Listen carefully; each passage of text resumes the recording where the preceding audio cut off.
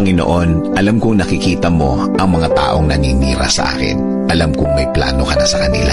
Panginoon, maraming salamat sa lahat ng inyong ibinigay at mga bagay na inyo pang ibibigay sa akin. Salamat sa bagong araw na ito na dumating sa aking buhay. Salamat sa pagpapala. Salamat sa laging pag-aalaga niyo sa akin. Maraming salamat din sa gift of self-control na ibinibigay niyo sa akin, Panginoon.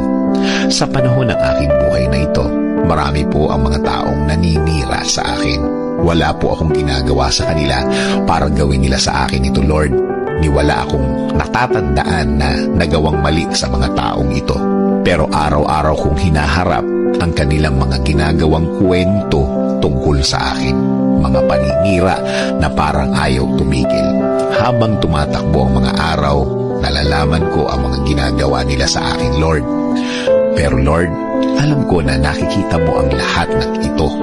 Alam mo kung ano ang mga nangyayari sa araw-araw. Alam kong nakikita mo sila kung paano sila nag-iimbento ng mga paninira sa akin. Alam kong bahagi na din sila ng plano mo, Lord. Kaya magko-concentrate na lang ako sa aking mga ginagawa at hindi ko na lang sila papansinin. Instead, mabubuhay ako sa araw-araw para ma-enjoy ang mga bagay na bigay mo sa aking buhay, sa mga blessings na bigay mo sa aking buhay. Bigyan mo ako ng mapagpasensyang puso. Bigyan mo ako ng wisdom para mas marami akong magawa na ginagamit ang talent na ibinigay mo sa akin. Alam kong marami ka pang mga bagay na ibibigay na oportunidad sa akin. Oportunidad na makakatulong sa aking buhay.